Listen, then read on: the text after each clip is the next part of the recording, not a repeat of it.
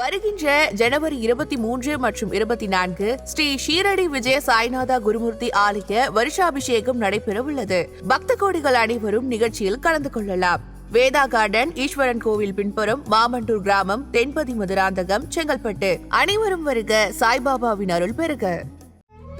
தமிழர்களின் number 1 choice Tamil matrimony. Rupilux paints, best quality, best value for money. உங்கள் பேர் சொல்லும் பெயிண்ட் ரூபிலக்ஸ் பெயிண்ட்ஸ். ஆண்டின் துவக்கத்திலே இருக்கின்றோம். பிப்ரவரி மாதத்திலே ஒரு 5 கிரக சேர்க்கை இருக்கிறதே, என்ன நடக்குமோ என்ற ஒரு அச்ச உணர்வு. குரு ஒரு வருடத்திலே ஒரு வீட்டைத்தான் கடப்பார். எனினும் 2026ஆம் ஆண்டு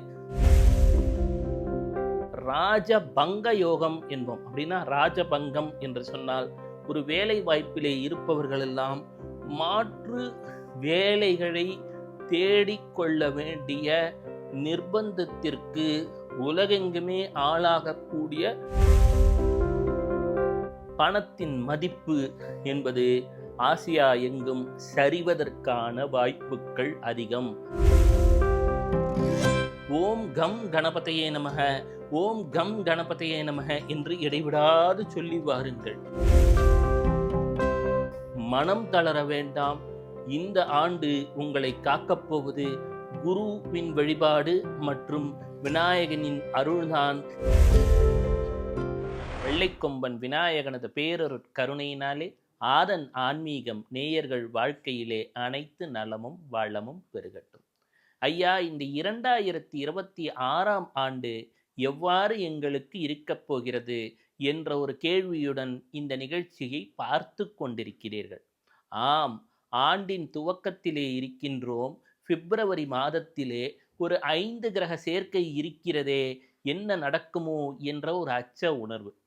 இந்த ஒரு ஆண்டு 2026 என்பது பல்வேறு வகையிலும் சிறப்புகளை கொண்டது. குரு என்று சொல்லக்கூடிய கிரகம் முழு செவ்வர். இவர் தனுசு மற்றும் மீனத்திற்கு அதிபதி, கடகத்திலே உச்சம் அடையக்கூடியவர். அவர் ஒரே ஆண்டில் 3 ராசிகளில் பிரயாணம் செய்ய போகிறார். உதாரணமாக எடுத்துக்கிட்டோம்னா, குரு ஒரு வருடத்திலே ஒரு வீட்டைத்தான் கடப்பார். எனினும் 2026ஆம் ஆண்டு சூப்பர் ஆக்சிலரேட்டட் மூமெண்ட் அப்படின்னு சொல்லுவோம். அப்போ என்ன தெரியுங்களா, ஆண்டு துவக்கத்திலே மிதுனத்தில் இருப்பார். ஜூன் மாதத்திலே அவர் கடகத்தில் சென்று கொண்டிருப்பார். ஆண்டின் இறுதியிலே இந்த நவம்பர் மாதம் வாக்கிலே சிம்மத்திற்குள் பிரவேசம் செய்து விடுவார். ஒரே ஆண்டில் 3 ராசிகளில் பிரவேசம் செய்வதாலே இப்போ 12 ராசின்னு எடுத்துக்கோங்களேன். 12 × 3 எவ்வளவு? 36 விதமான ஒரு நிலைகளை காட்டக்கூடியது. அதே போல ராகு மற்றும் கேது இந்த ஆண்டு நடைபெறக்கூடிய மிக மிக முக்கியமான பயிற்சி என்று சொல்லலாம். ஆண்டின் இறுதியிலே கேதுவானவர் சிம்மத்திலிருந்து அந்த குரு அப்படியே கிராஸ் பண்ணிட்டு நமக்கு கடகத்துக்கு வந்துடுவார். அது மட்டும் இல்லைங்க, ராகு இத்தனை நாள் கும்பத்திலே இருந்திருக்கிறார், மகரத்திற்கு வரப்போகிறார். இது என்ன நிலைகளை காட்டும் என்றால், அது 48 விதமான நிலைகளை காட்டும். காரணம் என்ன என்றால், 12ஐ 4ஆல் பெருக்கிவிடுங்கள். பல்வேறு மாற்றச்சூழல்களை ஏற்படுத்தப் போகிறது. மகரம் என்று சொல்லக்கூடியது காலபுருஷ தத்துவத்திலே கர்மஸ்தானம், அதாவது தொழில் ஸ்தானம் என்று சொல்லக்கூடியது. அங்கே ராகு வரப்போகிறார். இது பெரும் அளவு வேலை வாய்ப்புகளில் சில தடுமாற்றங்களை ஏற்படுத்தக்கூடிய வாய்ப்பு உள்ளது. காரணம், ராகுவானவர் மகரத்திலே இருப்பார். 10க்குடையவன், அதாவது காலபுருஷ தத்துவத்திலே 10க்குடைய சனி 12லே இருப்பார். இதற்கு நாம் என்ன சொல்லுவோம் என்றால் ராஜபங்க யோகம் என்போம். அப்படின்னா ராஜபங்கம் என்று சொன்னால் ஒரு வேலை வாய்ப்பிலே இருப்பவர்கள் எல்லாம் மாற்று வேலைகளை தேடிக்கொள்ள வேண்டிய நிர்பந்தத்திற்கு உலகெங்குமே ஆளாகக்கூடிய ஒரு சூழலை ஏற்படுத்தும் வாய்ப்புகள் அதிகம். மேலும் இந்த பிப்ரவரி மாதத்திலே 28ஆம் தேதி நீங்கள் பார்த்தீங்கன்னா 5 கிரக சேர்க்கை என்பது கும்பத்திலே ஏற்பட போகிறது. என்னங்க, சூரியன், புதன், சுக்கிரன், செவ்வாய் இவர்களோட சேர்ந்து ராகுவும் சேரப்போகுது. ராகு என்ற அந்த கரும்பாம்பு செம்பாம்புன்னு சொல்லுவோம் இல்லையா, ராகு ஒரு இடத்துல சேர்ந்துட்டா அதன் தன்மைகளை மிக மிக விரிவுபடுத்தும் என்பார்கள். அப்போ ராகு உடன் சேர்ந்து 4 கிரகங்கள். செவ்வாய் என்பது நெருப்பை குறிக்கும், போர் வீரனை குறிக்கும், நிலத்தை குறிக்கும். ராகு என்பது பாம்பை குறிக்கும், புகையை குறிக்கும். செவ்வாய்க்கும் ராகுக்கும் எப்பொழுதுமே ஒரு பகை இருந்து கொண்டே இருக்கும். மேலும் சூரியன் என்று சொல்லக்கூடியது ஆட்சியை குறிக்கக்கூடியது, ஆத்மாவை குறிக்கக்கூடியது, வலது கண்ணை தந்தையை குறிக்கக்கூடியது. புதன் என்பது பங்குச்சந்தைக்கு உரிய கிரகம். சுக்கிரன் என்று சொன்னால் ஒரு கம்ஃபர்ட் ஜோன் என்று சொல்லலாம்.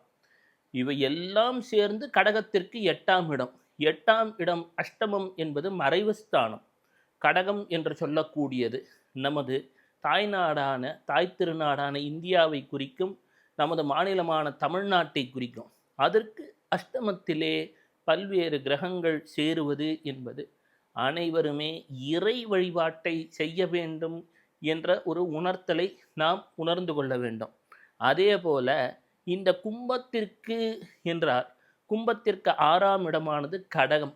கடகராசியினர் மற்றும் கன்னி ராசியினர், மீன ராசியினர் ஆகியோர் 6, 8, 12 என்ற ஒரு காம்பினேஷனில் வருதுனால பிரார்த்தனைகளை அதிகம் செய்து கொள்ள வேண்டும்.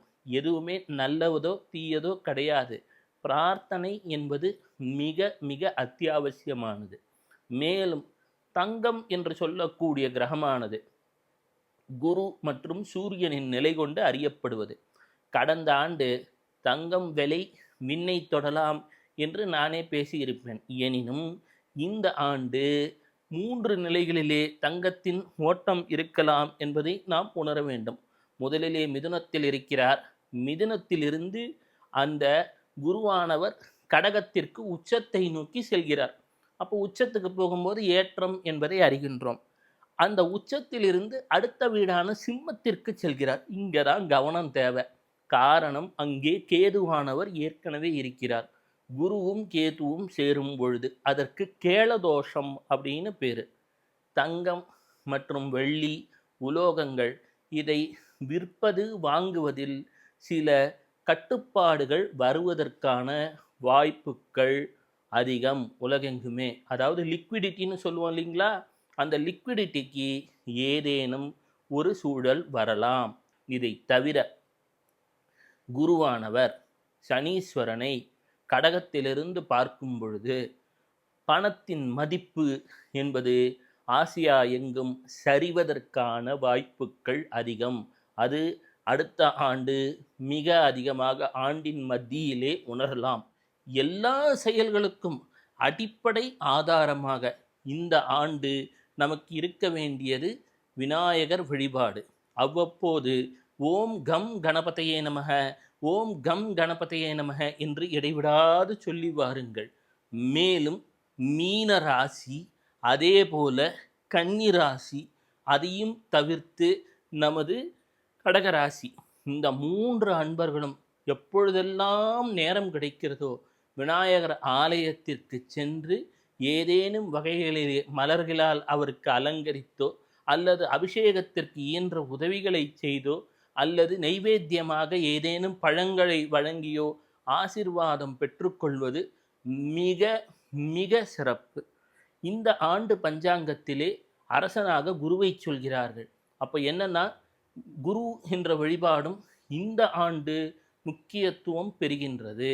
உங்களுடைய ஆசிரியர்கள் எங்கேயான இருந்தாங்கன்னா அவங்களுக்கு சென்று உங்களால் இயன்ற உதவிகளை செய்து, குரு என்றால் உங்கள் பள்ளி ஆசிரியர்களையும் குறிக்கும். அப்போ எழுத்தறிவித்தவன் இறைவனாவான் என்று சொல்லக்கூடியது. எனவே உங்களுக்கு தெரிஞ்ச உங்கள் வாத்தியார் அவங்களெல்லாம் போய் பார்த்து, அல்லது ஏதோ ஒரு கலையை சொல்லி கொடுத்தவர்கள், நான் சொல்வேனே, உங்களுக்கு ஒரு சமையல் கலையை சொல்லி கொடுத்திருந்தால் அவரும் குருதான். உங்களுக்கு ஒரு சைக்கிள் ஓட்ட சொல்லி கொடுத்திருந்தால் அவரும் குருதான். அதுபோல குரு நிலையில் உள்ளவர்களை சென்று ஆசிர்வாதம் வாங்கி உங்களால் இயன்ற உதவிகளை இந்த ஆண்டு செய்தால் அரசனுக்குண்டான யோகத்தை தன்னால் தந்துவிடும் என்பதிலும் மாற்று கருத்து கிடையாது. இந்த ஆண்டு உலகெங்கும் பொருளாதாரத்திலே, பணத்தின் மதிப்பிலே குரு மற்றும் சனியின் பார்வையினாலே ஏற்ற இறக்கங்கள் வரலாம். எனினும் மனம் தளர வேண்டாம். இந்த ஆண்டு உங்களை காக்கப் போவது குருவின் வழிபாடு மற்றும் விநாயகனின் அருள்தான் என்றால் அது மிகையல்ல. சிவ சிவ.